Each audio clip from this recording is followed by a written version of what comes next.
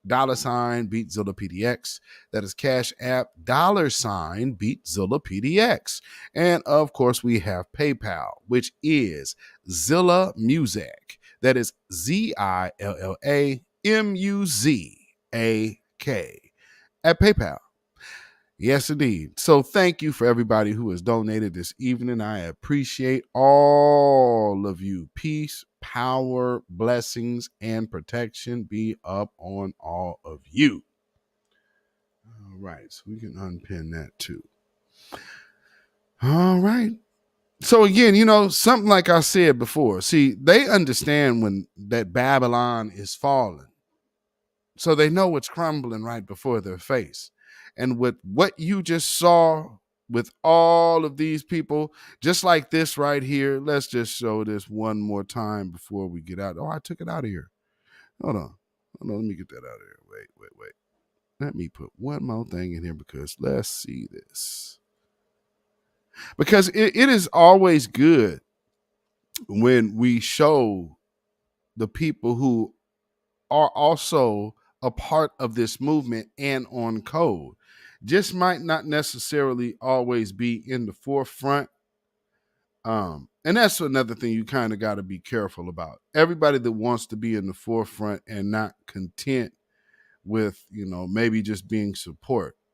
And then if they're not, see, this is how you know how people's get down is. If they're only supporting when they can say something or be in the front, that's when they'll participate. Well, then you kind of got to worry about what that type of person is. Even more so, I would have to question anybody that knows what type of person that is and would choose to be around something like this. Come here, you little black bitch. That your ass belongs to me. I tell you what you can and can't do with it. Do you understand what I'm saying? I didn't say I was leaving. Shut up! Now all you whores sit down. I want to talk to you. Anybody thinking about leaving here is going to find my left foot square up their ass. Do you understand it? What? Shut up, you junkie whore! I'm talking to you. And those two bitches that left, they better learn to sell pussy in Iceland, because if I ever see them again, I'm gonna cut their fucking throats. We are family. And that's what we're gonna stay. I got important business out there today. And when I call you, I want you to come out there and shake your asses proper. Do you hear? Huh? Now get out there and make it look good. And Raquel, take that fucking jacket off. Move it.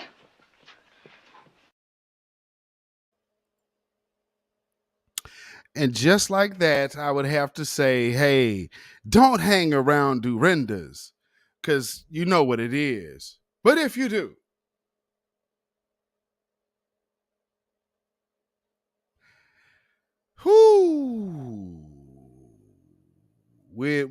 when that other shoe drops,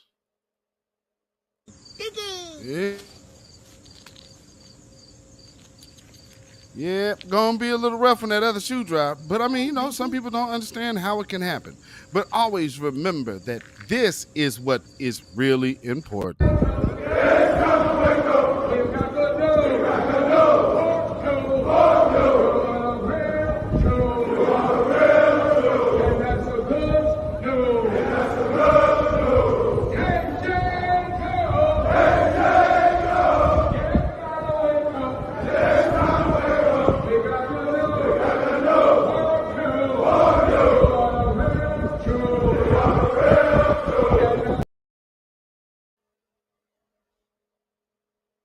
Unity,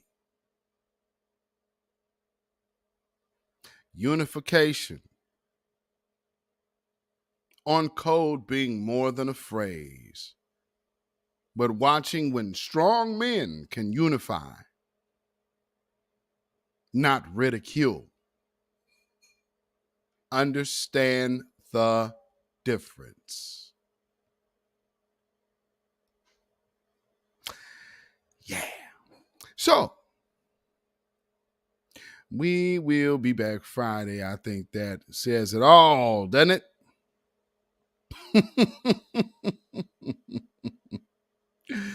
So again, I hope y'all have a blessed one. Tia to you. Hey, everybody stay safe, stay vigilant, stay black, stay alive.